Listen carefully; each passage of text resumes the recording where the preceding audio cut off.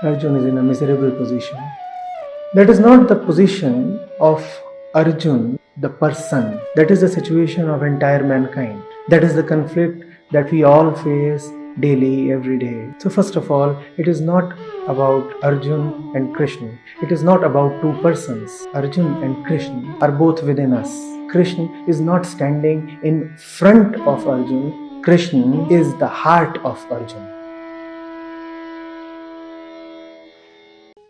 Next one is from Sandhya Raipalli. Pranam Acharya ji, after Bangalore Vishranti, I have now enrolled for this MAG session. I am admiring Roark's character and wish to be like him. I find that Roark lives life on his own terms. People around him do not approve of his ways, but this does not impact him. There are many instances in the chapter where people around him feel uncomfortable in his presence. At the same time, they don't feel directly offended by Roark. Roark seems to respond naturally to people around him with ease. Currently, I notice that as I am understanding life better, my opinions, thoughts, priorities are changing. This change in me is impacting my relatives, especially my mother. Sometimes I try to make her understand, sometimes I argue, sometimes I ignore. But they get offended easily and this disturbs me. Can you please help me understand how can I live life without getting influenced by others' opinions?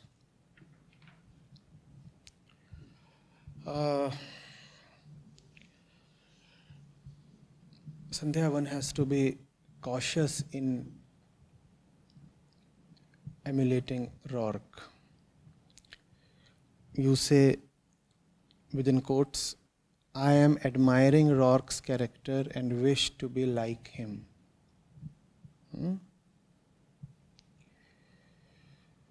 Then you say, can you please help me understand how can I live life without getting influenced by others' opinions?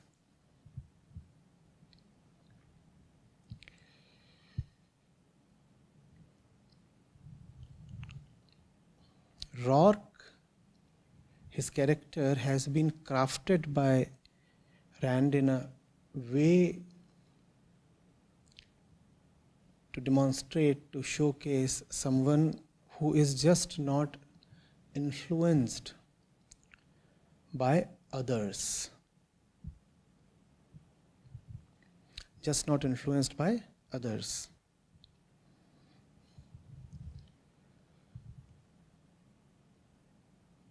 When she has painted Roark, it is in the background of a contrasting world.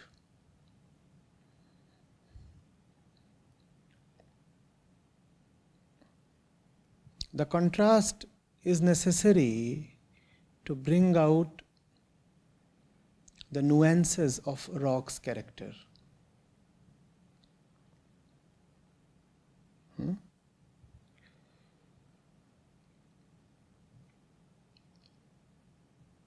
So the background in the novel is full of people who are very easily influenced by others. And then against this sorry background shines the incorruptible, stain-free, blemish-free figure of Roark.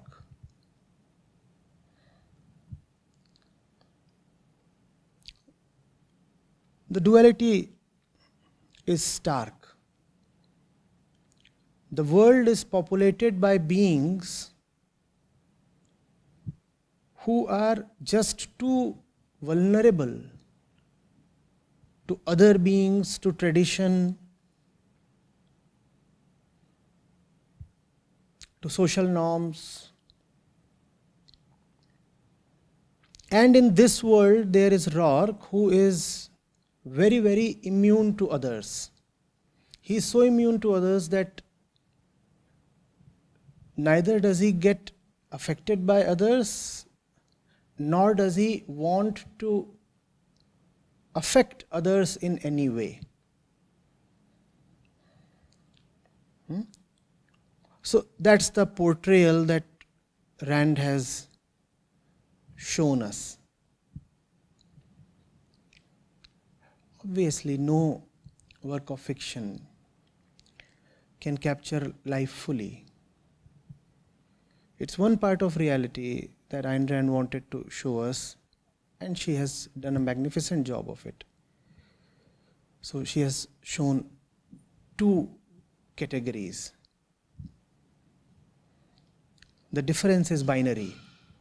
There are those who get affected by others, and then there are those who just don't get affected by others. And there is a bit of a spectrum in between. And the spectrum consists of people like Gail Wynand and Dominic Franken.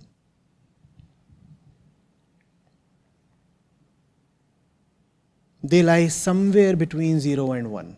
However, they all lie in the same dimension. That's the way Ayn Rand has built them up. The only way to judge them, according to her, is to see the extent to which they get influenced by others. The only way to judge them is to see the extent to which they get influenced by others, the world. So in the author's worldview, corrupt influences upon a person come from others.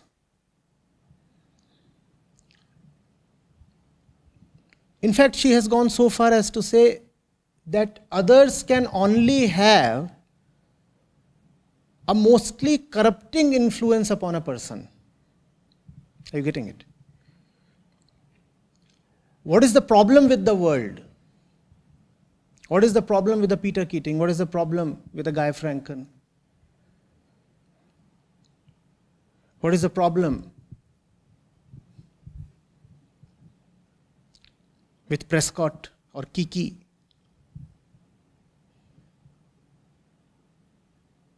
What's the thing about Alva Scarrett?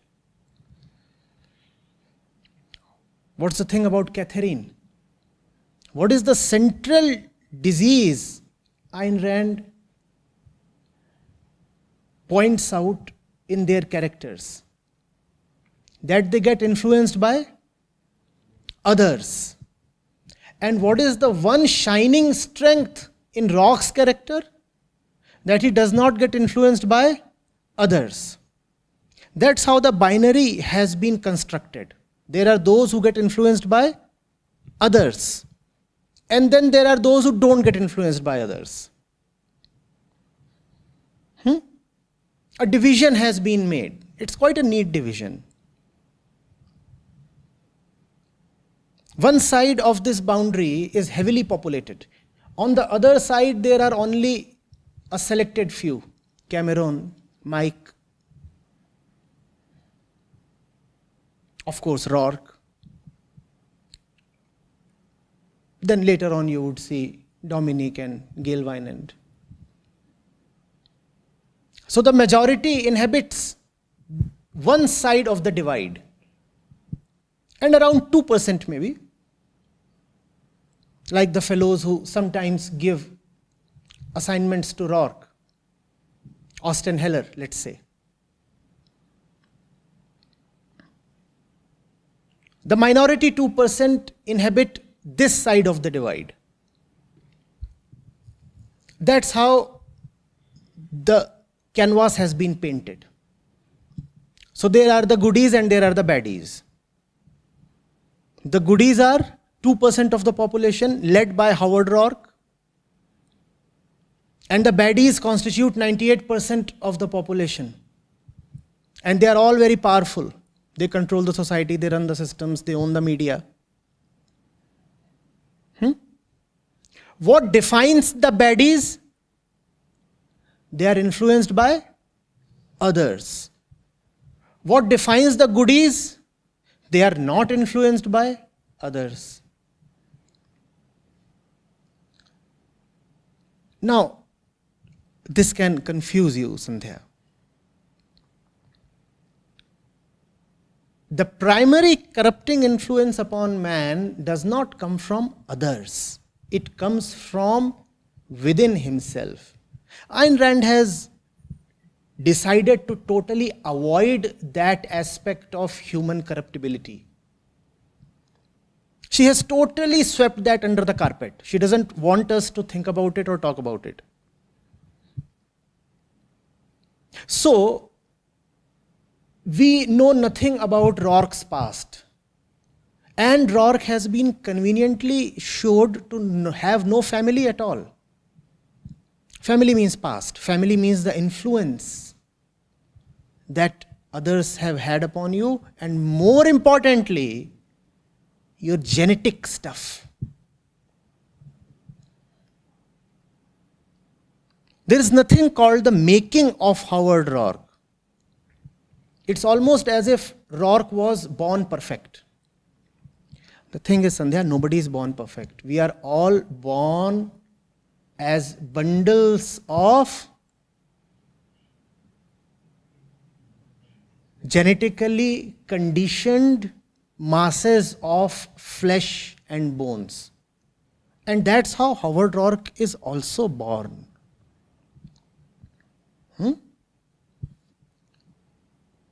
It really appeals to the ego to emulate Howard Roark. Why? Because one feels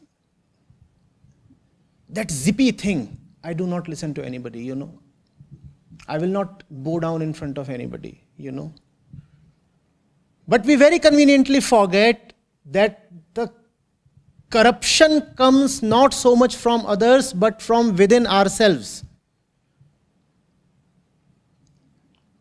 We have taken up the Fountainhead for discussion in MAG so that you can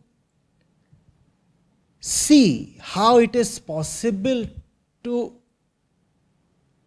not to let society dictate terms to you. And that's all very noble. There is a greatness in not allowing the world, the society to mean too much to you. There is a greatness in standing up to the temptations and the fears that society maims you with. But do not be persuaded to think that if you do not listen to society, you are all pristine and pure and virgin. Not at all. This division that Ayn Rand has presented us with is useful, but not total. Obviously, there are some people who are very corruptible.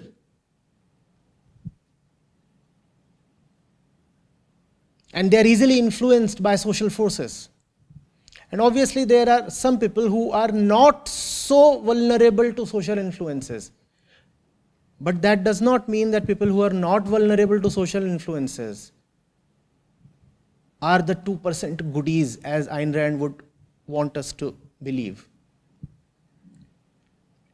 In fact, some of the worst villains and offenders in the history of mankind are people who had no respect for the society.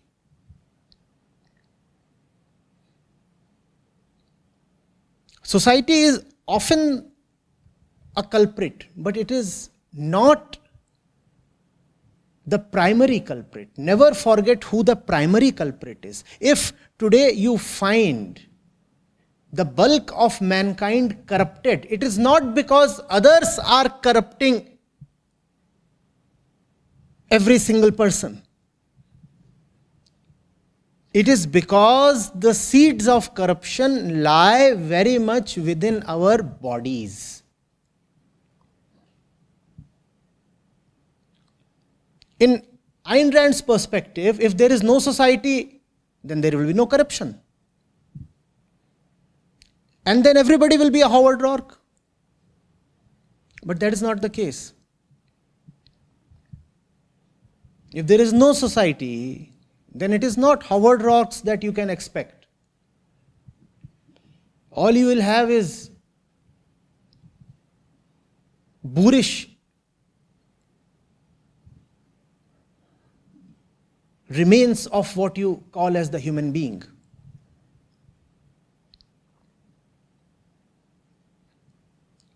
It is very, very relieving and fascinating to shift all the blame of one's deprivation and conditioning to the society. It appears so heroic, doesn't it? It is great to feel like fighting the society. Again, there is a lot of heroism involved in fighting others. The thing is, Sandhya, at no point has Roark been shown as fighting himself. And even if there was a process involved in his development, the process has never been shown.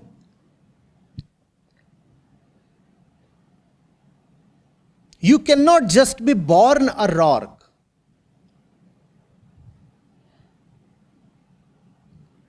If it is not impossible, then it is highly unlikely. Maybe a freak of Prakriti. 1 in a million cases can be born a Roark.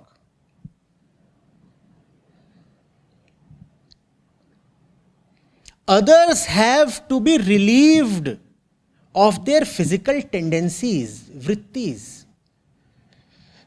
That aspect has not been shown here. And you must not become a victim of this omission. Fighting others is all right, Sandhya. Who will remember fighting herself first? Remove the others. Does that bring purity and aloneness and joy to you? Does that happen? If others are the villains, if others are the culprits, then let's keep each person solitary. Hypothetically, if you put people in solitary spaces, would that purify them? No, that would not purify them, because it is not so much the society that corrupts a human being. I repeat, corruption is inherent, embedded in the body itself. Now, if at the age of 21, Roark is how we see him, and that is also quite clever to show Roark straight away at the age of 21. I said the making of Howard Roark has not been revealed to us. If Roark is as we see him at the age of 21, then either he is a freak of Prakriti, born liberated, of which the chances are 0.0001%, and you cannot take such a chance, or he has gone through a process of liberation. Going through that process of liberation is important, Sandhya, because your real fight is not against the society. Your real fight is against yourself. We have discussed so often, there are two types of conditioning: physical and social. Even the social conditioning happens because We are physically born vulnerable to be socially conditioned. Do you understand this? Physical conditioning is the thing inherent in the hardware. Social conditioning is the software that sits upon the hardware. Even the social conditioning is made possible by the physical construction of the human being. So which one then is a greater problem? The physical conditioning or the social? It is the physical conditioning that's the bigger problem. Howard Roark is a great and shining example of someone who resists and is immune to social conditioning. But social conditioning is only 10% of the problem. 90% of the problem is what sits in your body. And the society is not responsible for what sits in your body. It is evolution. It is what this entire journey through time has given us. How is society responsible for that? So when it comes to that 10% sector, Howard Roark is wonderful. If ever you feel pressurized by the society, Howard Roark is a great inspiration to follow. But remember that what Howard Roark corresponds to is only 10% of the problem of the human being. 90% problem is not that others dictate you a lot. 90% problem is that you dictate yourself a lot.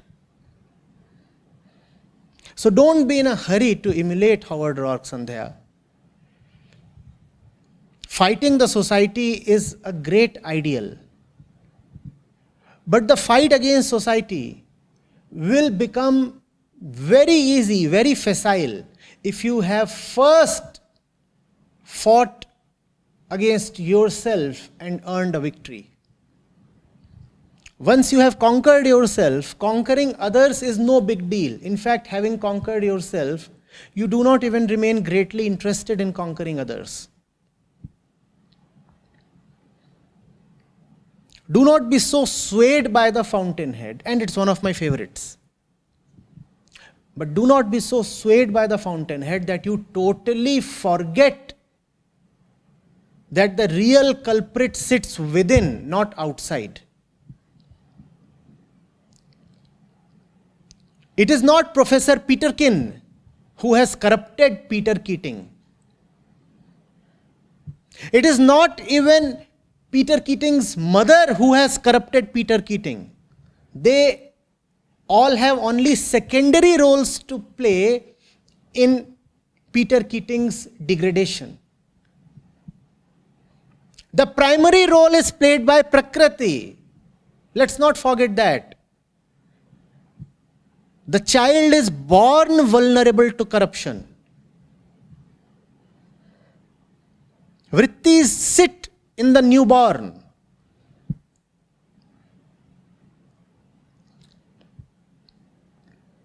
We do not have enough immunity when we are born. What kind of immunity are we talking of? Immunity against conditioning. And if you have an immunity problem, do you want to blame the pathogen? If your problem is your weak immunity, do you want to blame the virus and the bacteria? Blaming the society is like blaming the virus and the bacteria when the real, the central, the core problem of the human being is its lack of immunity. And this problem is not social. This problem, I repeat, is physical.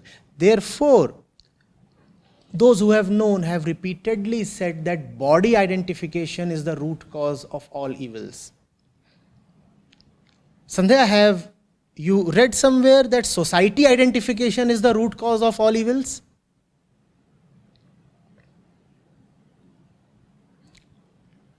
Body identification is the root cause. Society plays a secondary role. And if you have identified how hormones and glands and the inner chemicals dictate you, and if you can see that fastidiously, if you can see that very clearly, then you would anyway not be vulnerable to the society anymore. Therefore, no point trying to fight the wrong battle.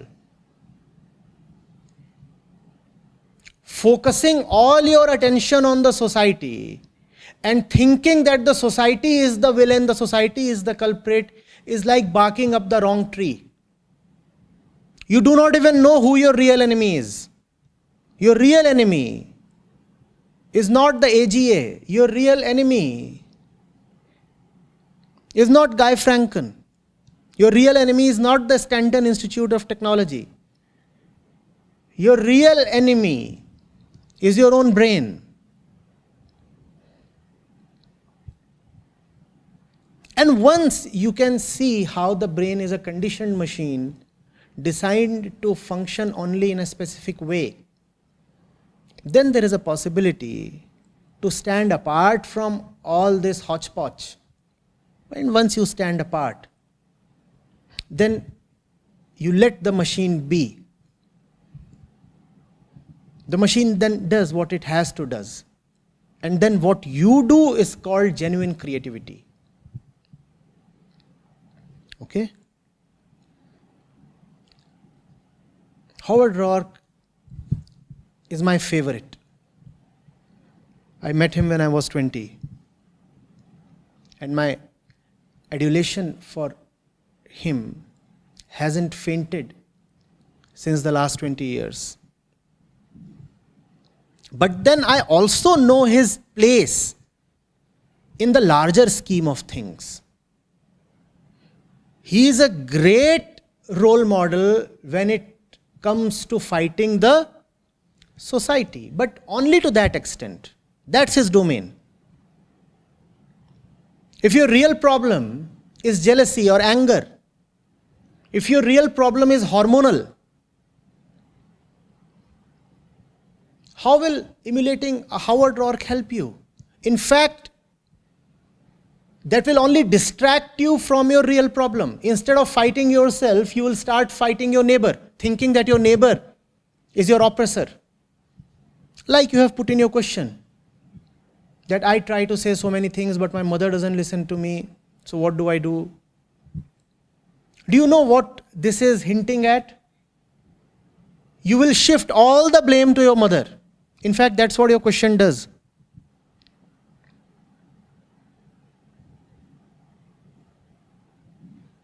The fundamental of wisdom says, look at yourself first. Look at yourself first. Don't blame your relatives or your mother. But in the Randian heroism, all the blame is shifted to the society, the others.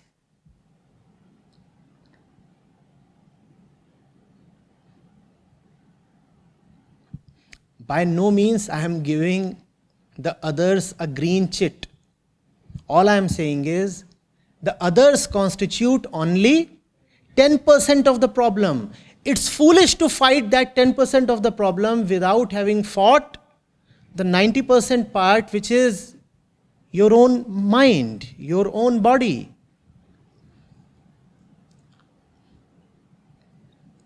And when you want to worship Roark, do not forget that even Ayn Rand could not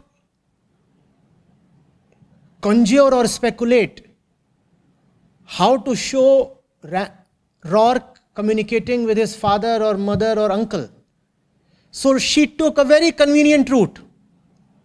Roark has no childhood, Roark has no years of growing up, and Roark has no mummy, no papa. That does not happen with you. You do have parents. You do have a childhood.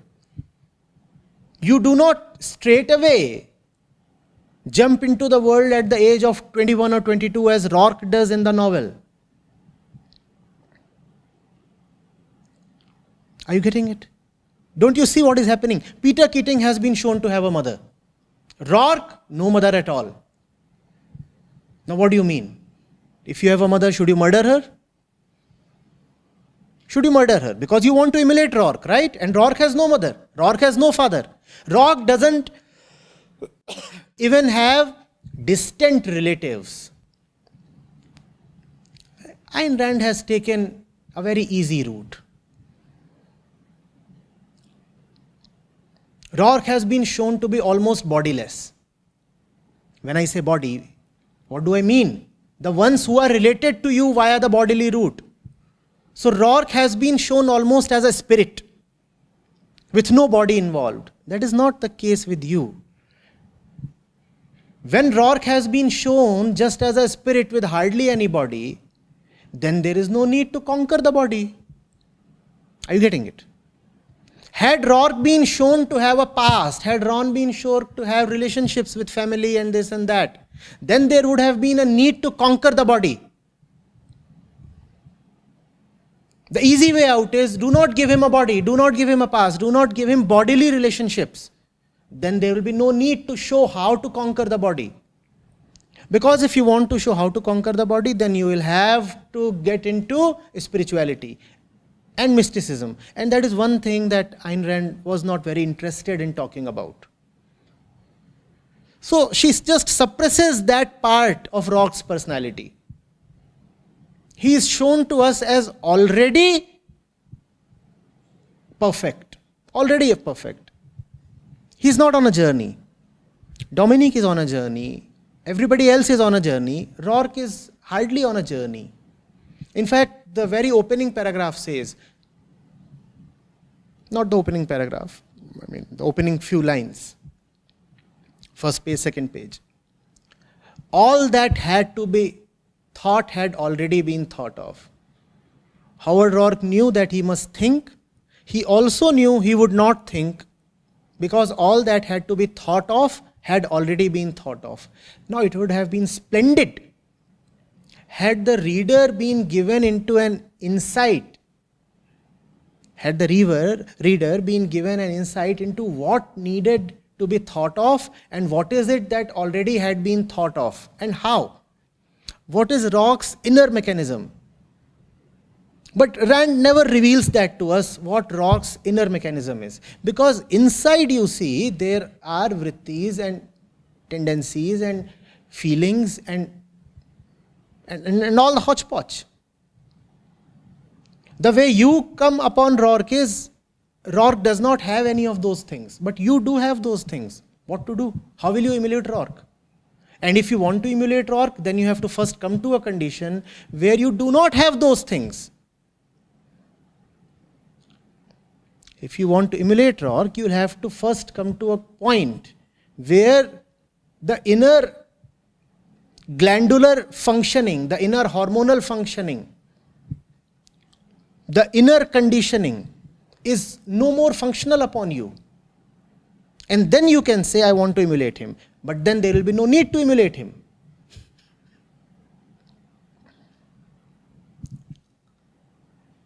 Are you getting it? Are you getting it? I would be glad if somebody takes up the project of writing a piece that is titled The Making of Howard Roark. That would be far more useful. Roark, as has been shown in the novel, is just a shining star.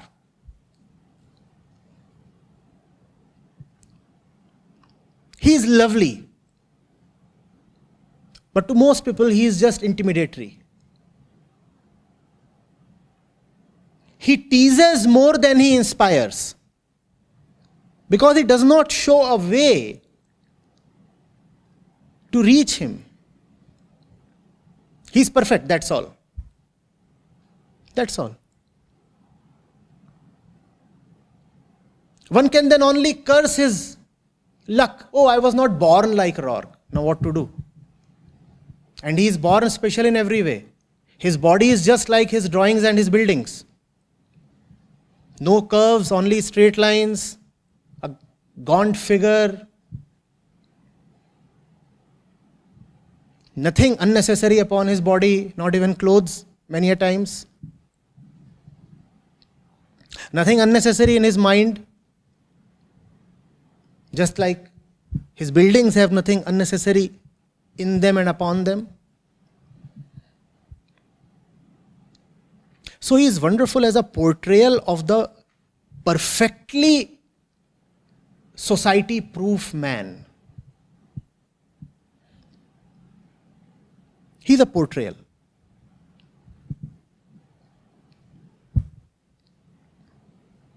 The picture of a car will not tell you how to make a car. Or will it? So Roark is the picture of a car. You never come to know where that car comes from. In fact, I would want to ask Ayn Rand, why don't you tell us where that car comes from? For sure that car doesn't come from the mother's womb. For sure that car does not come from the mother's womb. Why don't you tell us where that car comes from? You won't tell us because if you tell that to us, you will have to accept spirituality and mysticism, which you do accept. I admire you for that, but you accept it in very, very implicit ways.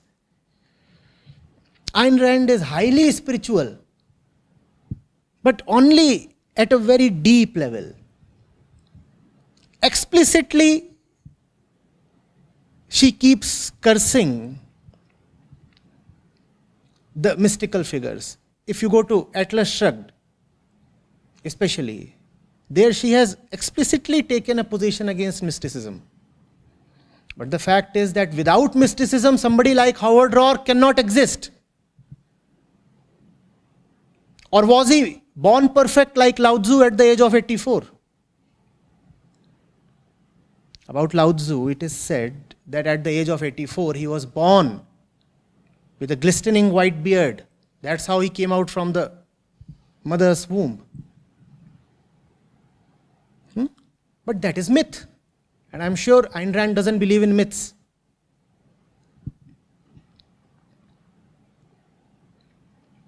Are you getting it? So don't be too carried away, Sandhya and others.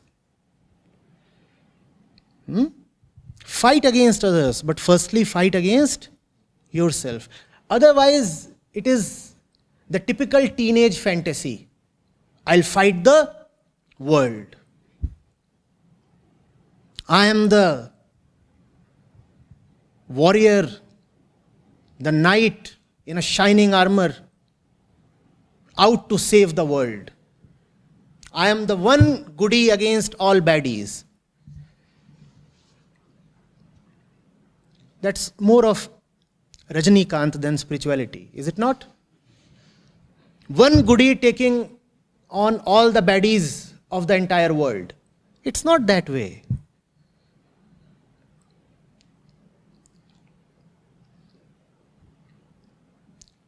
It's oversimplification. The baddies are not people. The baddies are our innate tendencies. It is not people who are bad. Do not start cursing people. Here you are cursing, almost cursing that is, your mother.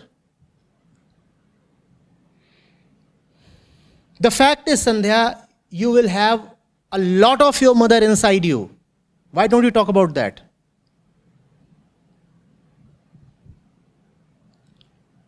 A lot of your mother would already be present inside you and guiding you and dictating you and ruling you from within. But you do not want to talk about that. You want to talk about your mother, the other person. Be cautious of that, please. Your mother, I do not know to what extent she hurts and harms you from the outside. But I am very sure that your mother might be quite poisonous, ruling and commanding you from the inside. So explore your insides. That is far more important. Maya is not other people. Maya is your insides eating you out from within. But we love to blame others for all that we have, right? And that is a very common tendency. Ayn Rand has also just been a victim of that tendency.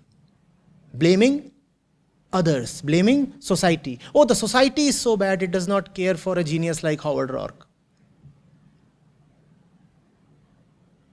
A black and white thing has been painted. The society is all black and Howard Roark is all white. It does not happen that way.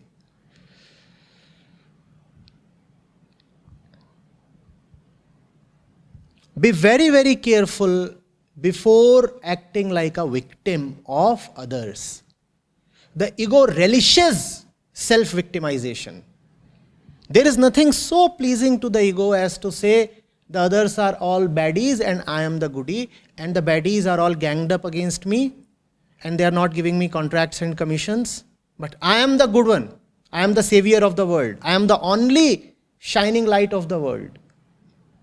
No, no, no. This kind of a black and white segregation is unreal.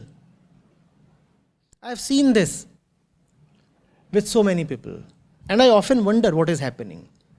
You see, there are two kinds of responses to the Fountainhead that always amaze me. And since the last 20 years, I would have recommended the Fountainhead to innumerable people, running into hundreds maybe. And I am talking about the two specific sets of responses that never cease to amaze me. One is when somebody goes through the Fountainhead and says, yeah, it was good. I finished it all off in 3 days, It was nice, fine. Who was that fellow? Howard. Yeah, nice fellow, nice chap. It was good. And Neil Wynand and Peter Kittredge, their characters are also nice. So that is one kind of response. And the fellow belonging to this first kind may even say that he has become a fan of Ayn Rand. Oh, I really loved it. And even as he is saying that he has become a fan of Ayn Rand, he is haggling with a vegetable vendor, somebody on a pushcart. So haggling with the pushcart chap for 2 rupees, he says, I am a big Ayn Rand fan. Absolutely amazing, this set of people. And then there is another set of people. Their reactions have worried me. They are the ones who become absolutely belligerent after meeting Roark. They go totally and militantly ballistic. They say, now I have seen that this entire society is a bunch of cowards and good for nothings. Now I see how a great genius like me is not being appreciated. Ayn Rand is my goddess. She has come and told me that I am Howard Roark incarnate. I always suspected that there is nothing wrong with me, it's the world. That's absolutely foolish. Now Ayn Rand has vindicated me. And these people become absolutely arrogant after reading the Fountainhead. Obviously their arrogance does not last long. 2 slaps from the world and they are back to their normal self. But for a period of a month or 2, they act almost like Roark. What are the elements of acting like Roark? Carry a stony expression in the eyes. Because Ayn Rand says an expression or an emotion was the equivalent of seeing Howard Roark broken. So especially the young men and young women who are recent entrants to the Roark fan club, they start carrying a very dead stone expression on their faces. And they would speak very little, because Howard Roark has been shown to speak very little. And they would deliberately act harsh, because Roark has not been shown to deal in social pleasantries. And they would deal in short and crisp sentences very curtly, the way Roark does. Yes, no, I didn't say sorry. And this way they copy and emulate Roark for a while, and then they come back to what they really are.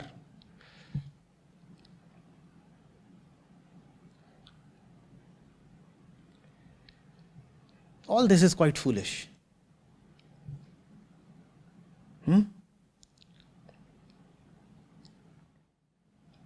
And who becomes an easy victim? Professors, parents. So Roark's discussion with the dean is iconic. And if you can get hold of some old and about to retire professor, then that is your best shot at Roarkhood.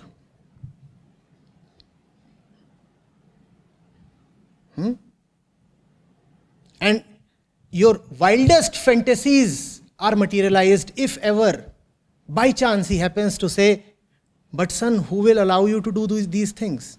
And then you say, this is my moment. And you catch the moment with the greatest of delights and you say, the question is not who will stop me, who will allow me. The question is who will stop me. And having said that, you do an internal high five to yourself. And you say, yes, I just proved to the entire world that I am the one Roark visualized in her dreams.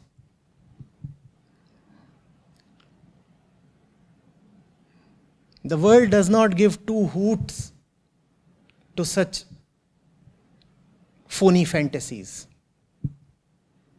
Over the last 2 decades, I have seen, I repeat, hundreds fall prey to such inner tricks and then come back to their normal decadent selves.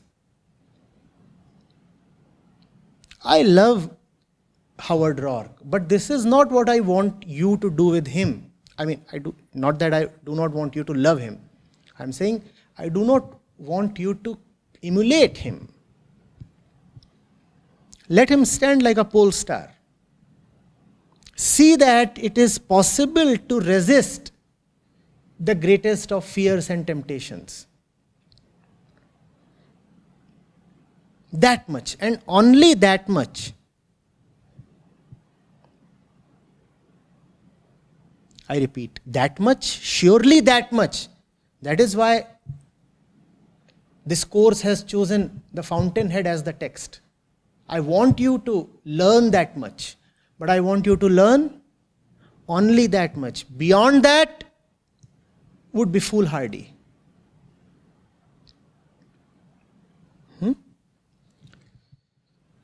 Real rebellion is not so dramatic. Real rebellion is subtle, implicit. Real rebellion does not consist of turning in a poem in Hindi in response to an assignment in English literature class. But that is what, unfortunately, I have seen many people learn from Roark. You remember his conversation with the dean? The dean says, when in a course on aesthetics in architecture, you were asked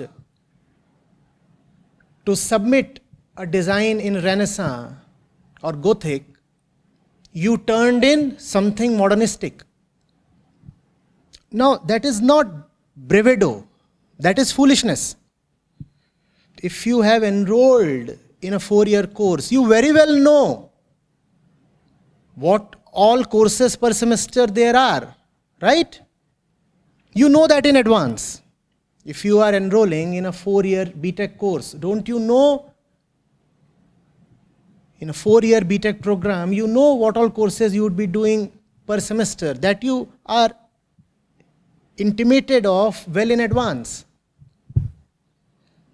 Now in a mechanical engineering course, in a thermodynamics course, you turn in a code in C++ that does not tell of your love for C++. That merely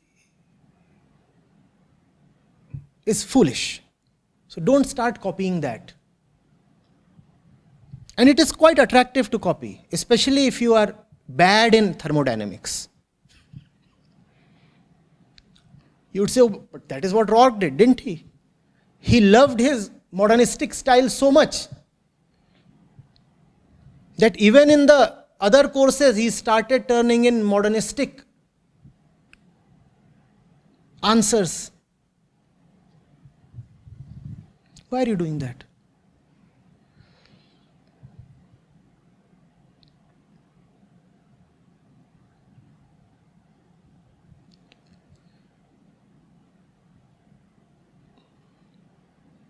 Now, having said all this, now I am afraid that I am putting you off Howard Roark. It's a very delicate balance, you see. You people have the tendency to be either fanboys or adversaries. You know only these two positions. So if you are not a fanboy, then you immediately turn an adversary. Right now, as I look at this, most of the questions are coming from Howard Roark fan club. And because they are coming from Howard Roark fan club, I'll have to demolish them. And if I demolish them, then I fear that in the next session, we will only have vituperative remarks about Roark. People, you would be scolding him, oh Roark, you know, he's such a scoundrel. You do not know the thing called perspective. Do you understand what perspective is? To put a thing in exactly its right place. Neither up nor down. Neither up nor down.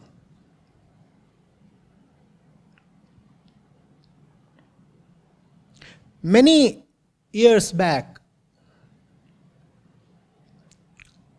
I had a student named Ali. He sent me a book. The book was titled Stripping the Gurus. And it took all the famous gurus and teachers and prophets in history, not all obviously, several of them, and said unkind and scandalous things about them. So I read the book with interest.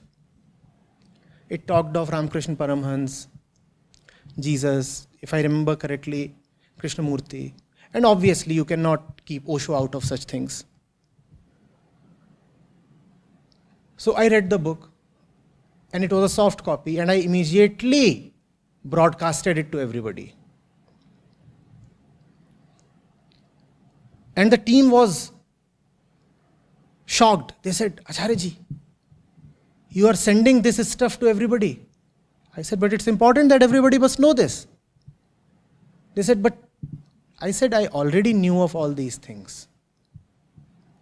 They said, but you respect them so much, you worship them so much. I said, I respect them a lot in spite of knowing all these things. I'm not a blind follower.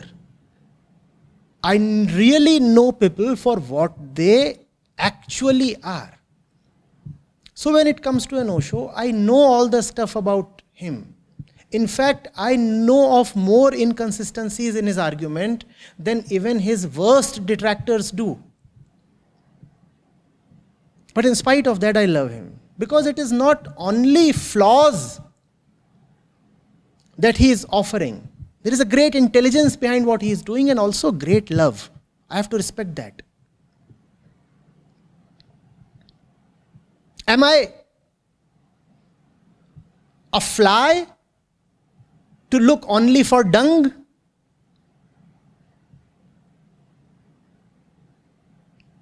Or do I know how to worship cleanliness as well?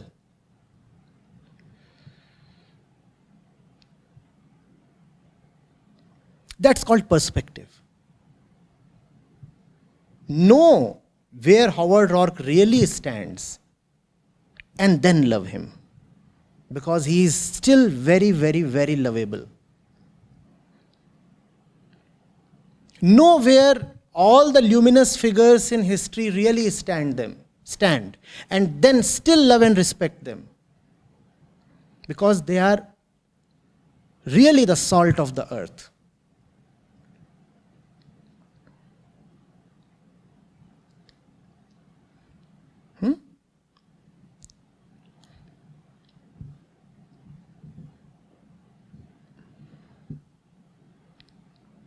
Are you getting it? We have a tendency to idolize. And it is a very convenient tendency, because when you totally idolize somebody, then you turn him into someone out of this world. You say, oh, this person belongs to another dimension. The fact is, all are bodied beings.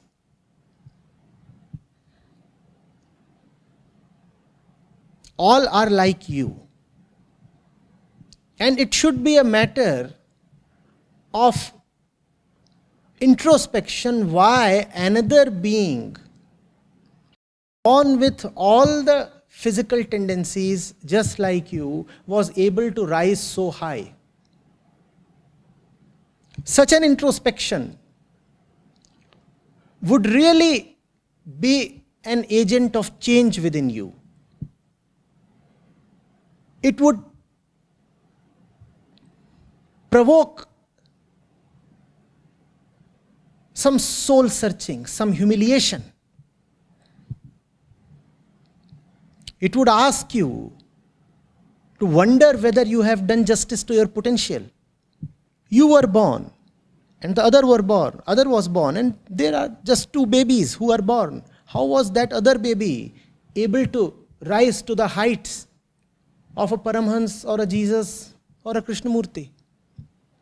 Why did you not do all those things that he did? After all, in spite of all the conditioning, there is choice involved. Why did you not exercise your choices rightly? To get over our guilt, we declare that the other person was born perfect. We say, no, he was born in a special muhurt. He was born like Howard Roark, perfect at 21. No. These luminous figures in history have to be seen both ways. In one way, they are very much like you. And in another way, they are totally unlike you. And when you see them in both these ways parallelly, simultaneously, then it will provoke a guilt, a shame, a fire within that will cause you to change. Because then you will have to accept that somebody who is totally like you is also totally unlike you. Now that's a shame. That's a shame. If you just say that the other person belongs to the stars, then there is no shame. He is superior because he belongs to the stars. Why should there be any shame then? After all, he belongs to another planet. So he has some additional senses in his body maybe. Maybe you have 5 senses, he has 52. Now there is no reason to be ashamed. Now there is no reason to introspect and change. But the fact is the other person is just like you and is yet stellar. Now it humiliates.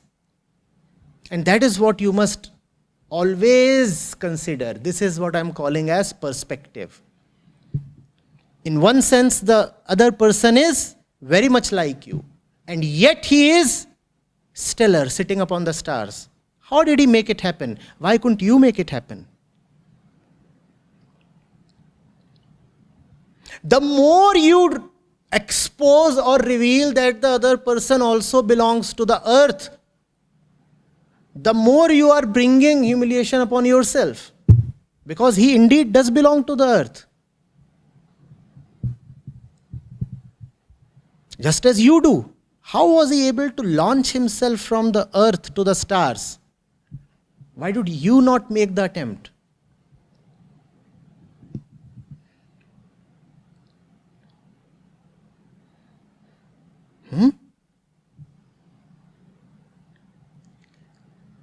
So know Roark with all the shortcomings that abound in his portrayal.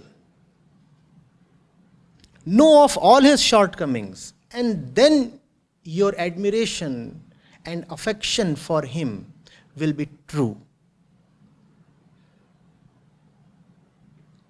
Do you get this, or do you find this highly contradictory? Do you want to look at Roark just as a fanboy, glossing over all the inconsistencies in his character? Or do you want to look at him really, truly, with a discerning eye, and then still find him lovely? What is it that you want? Yes, look at him with a discerning eye. See that Ayn Rand has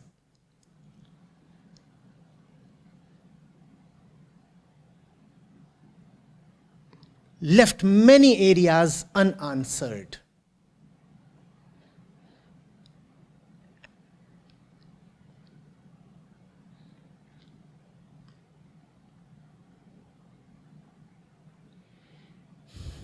See that Roark is not the ultimate beautiful being, and then love him for the beauty he has. That is perspective.